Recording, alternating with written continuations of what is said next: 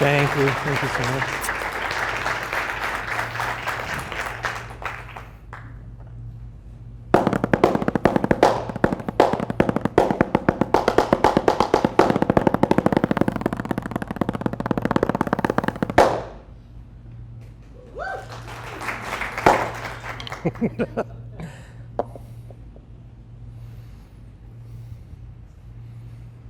Let's go back in time for a moment.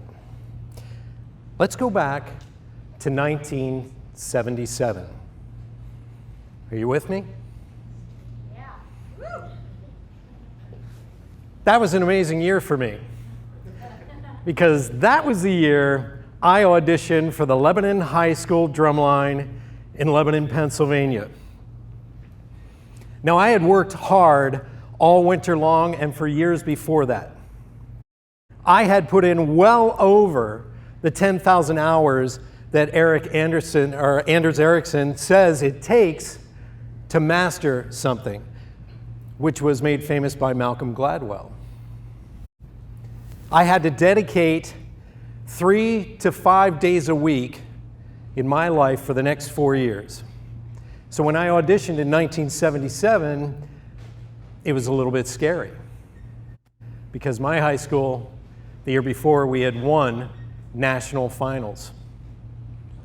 So guess what happened? I beat out 2 upperclassmen to become the first freshman to ever make snare at my high school. Yes.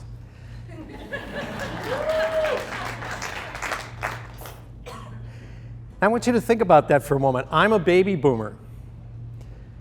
I had to work thousands and thousands of hours, bloody calluses in every weather condition possible, just to master this instrument and to become really, really good at it. So let's fast forward more than 30 years later. My nephew is sitting in our living room at a plastic drum set, playing on a video game called Rock Band. Now, my wife and I, we walk into the living room. He's pounding out on these 5 color-coded pads with the drumsticks, and he's playing Tom Sawyer by Rush. Because I taught him well. I'm a good uncle, right? So I look at Sebastian. I say, Sebastian, shut off the game. We got to go. He says, I can't, Uncle Brad. Now, I lasted 5 seconds longer in that moment than my father would have. My father was very angry all the time. Yes, boomers were raised by angry parents. So, getting back to this, my wife, Norma, puts her hand on my shoulder to calm down, and I said, Sebastian, you don't understand. Your mother's train is about to arrive in 10 minutes. We have to go now. And he says, you don't understand, Uncle Brad. You see that girl playing bass? He points with his chin to the cartoon characters on the screen. She is in Tokyo, Japan. Do you see the young man playing the guitar? Yeah. He's in Paris, France. We agreed to play 3 Rush songs. We're almost done, I promise. As soon as we're done with this song, I'll stop and we'll go. And that's when the gears in my head went because I realized, as I was doing research for my first book, this is the generation we're all watching under a magnifying glass and complaining about. And the reality is it possible that they have been changed because of technology? Is it possible that some of their behavior is because of video games and computers? Would you like to go on a journey of discovery with me, and I'll show you what I've learned? You want to go? Let's do this. Remember this symbol? This is a symbol that represents baby boomers. It says analog, 100%. And for those of you who don't know what this is a software upgrade to a boomer. Now, 1977, it turns out, wasn't just a good year for me, it was a good year for everyone on planet Earth because everything changed from that moment on. 3 things changed the next generations to come along. But the one I'm focusing on is the video games. So let me ask you a question. How do you learn in a video game? Does anybody know? Shout it out. How do you learn? Say something. Do it. Just do it. Anybody else? Keep trying. Keep trying. What's that? Just start playing. You just start playing. The way you learn in a video game is this. You learn the rules and the politics intuitively. You don't read a rule book like the box on Monopoly. You leap in, you make mistakes. The more risk you take, the greater the challenges. Mistakes are the only way you can learn. Baby boomers and Gen Xers, how were we taught? Mistakes, you make one mistake, your career is over. How many of you had mean bosses, tough bosses? Put your hands up. Yeah, you make one mistake. This generation has been taught the more mistakes you make, the more you're going to learn. It's the complete opposite of us. Guess what else you learn in a video game? Leadership is rotational. No one person stays in leadership for any length of time. Your skill set determines what teams you will be on. If your skills do not match up with that team, you are kicked out of that team. It's a peer-to-peer network. The only way you can move up in hierarchy is if you had advanced to the next level. And guess what? Once you storm the castle, you kill the trolls,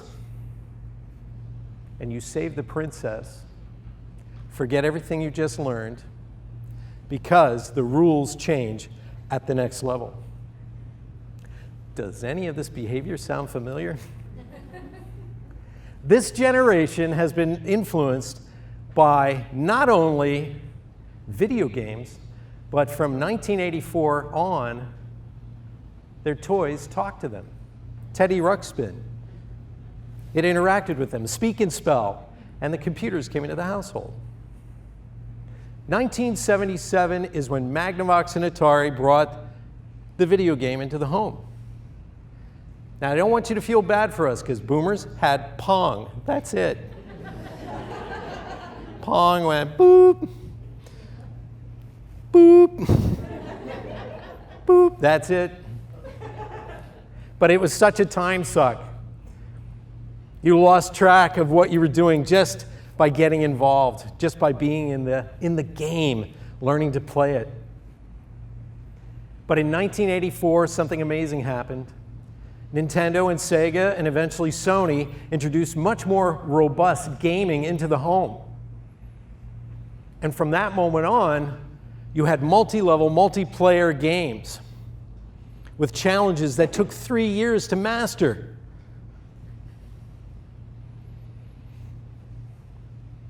It was an amazing time because, guess what? We can look at the influence from 1984 on the behavior of the next generation. Don't believe me? I want you to look up this article. It's the beginning of Nicholas Carr's work. He wrote the book, The Shallows, What the Internet is Doing to Our Brains. And this was the very beginning of it. Is Google making us stupid? It's in Atlantic Monthly, July and August of 2008. And he stated in there that technology changes our brains. It changes us at such a profound level. He actually interviewed sociologist Daniel Bell, and he said, whenever we begin to use intellectual technologies such as computers, machines that extend our mental rather than our physical capacities, guess what happens?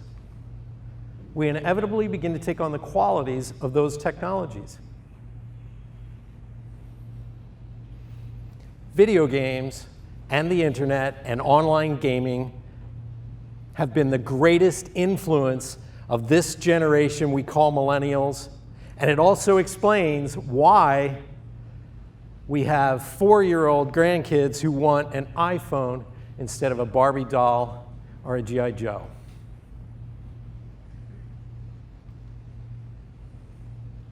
That's the time period. Has anybody just had their mind blown? Raise your hand. Okay.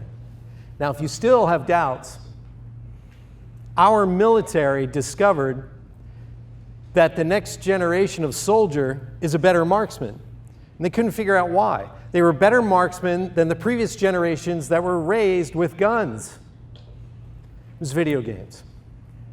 And that's why they started putting millions of dollars not only into video games, but also, guess what? Our drone pilots, their first platform for flying drones was an Xbox military level gaming station.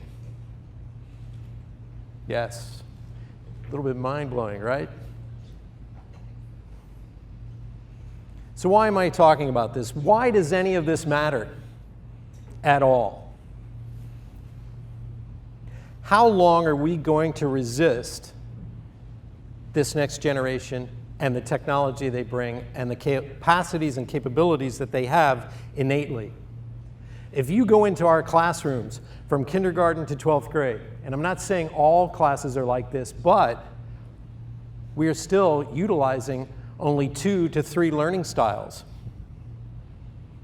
We're still using technology from 400 years ago. We're applying it to 21st century minds. A young man who's friends with my nephew Sebastian came to the house, and Sebastian has grown up and he's moved out, but he comes to visit once in a while. And Michael visited us as well. And I said, Michael, how's college going? He goes, it's a little frustrating, Uncle Brad. I said, why is that? He said, my teacher is trying to teach me computer science. He's 70. I've been putting together and taking apart computers since I was 4 years old. And he's trying to explain a megabyte to me. We now, for the first time in history, we may have students who are a little bit smarter than the professor on a chosen subject. My mission is from kindergarten to 12th grade, into colleges, in the talent and development sector, all the way to the boardroom. My mission is to help us get into the 21st century. I am passionate about this. I've spent over 20 years researching this since the dot-com era, when I had that first wave of employees that were called digital natives, gamers, whatever you want to call them. They were telling me off in my own company.